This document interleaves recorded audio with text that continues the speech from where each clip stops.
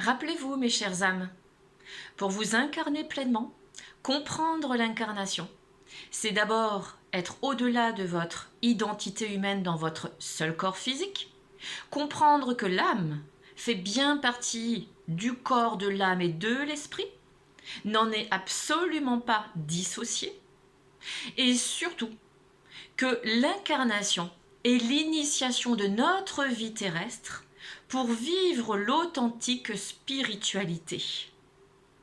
Et non pas, et je tiens, et vous le savez, pour les personnes, les âmes que j'accompagne au quotidien, et non pas les fausses spiritualités qui sont derrière, générées par des êtres qui ont encore besoin de comprendre ce qu'est l'incarnation, qui ont encore besoin d'être à l'écoute de leur âme, et surtout de comprendre ce qu'est la réalité spirituelle dans notre corps physique, de comprendre notre géographie spirituelle pour que nous puissions évoluer dans le monde, dans ce monde de société, de notre humanité telle que nous la connaissons aujourd'hui, vers un accès nouveau, cet accès à notre âme, de cette énergie spirituelle, la comprendre, la prendre, la connaître, et ensuite la laisser prendre sa place en équilibre avec l'identité humaine et l'ego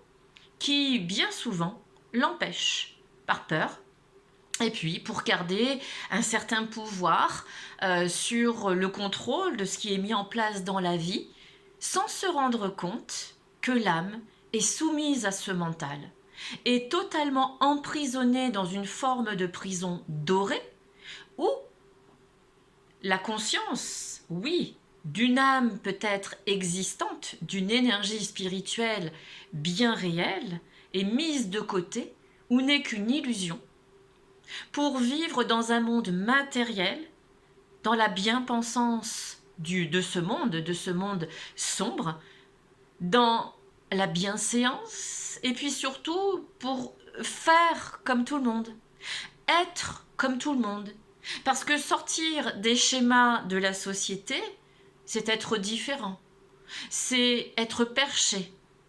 Soyez perché. Sortez de tout ça. Sortez de toute cette énergie qui en fait est devenue toxique, qui ronge votre âme, qui l'empêche d'être, qui l'empêche de vous animer pleinement. L'énergie spirituelle anime notre corps physique. Elle passe par notre biologie et notre mental est là pour se rendre compte qu'il existe autre chose. Le mental, c'est aussi notre esprit. Quel est l'amour que vous portez à votre esprit ? Vous vous laissez guider sans réfléchir ? Sans tenir compte de ce que vous ressentez en vous ? Ou est-ce que vous êtes prêt à entendre ce qu'il vous dit pour gravir les échelons au-delà ? Sortir de schémas qui sont peut-être confortables pour vous, sécuritaires, mais qui continuent d'empoisonner votre âme. Essayez de sortir, d'avoir les choses pour être ce que vous êtes de toute éternité, au travers de l'écoute de votre âme. Rentrez dans cette initiation de la vie.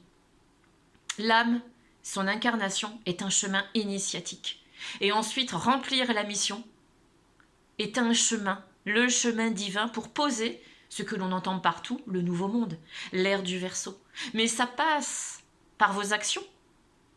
Et comprendre que vous êtes les bâtisseurs, vous êtes les créateurs en vous-même de cette conscience, et vous la mettez dans la matière, dans vos actions, mais en tant que vrai bâtisseur, solide en vous, sur vos deux jambes, dans votre mental équilibré, avec justement votre âme, votre cœur, cette incarnation, pour œuvrer et vraiment devenir les vrais bâtisseurs de ce nouveau monde en prenant le temps et en élevant cette conscience. Rappelez-vous de cela, chères âmes.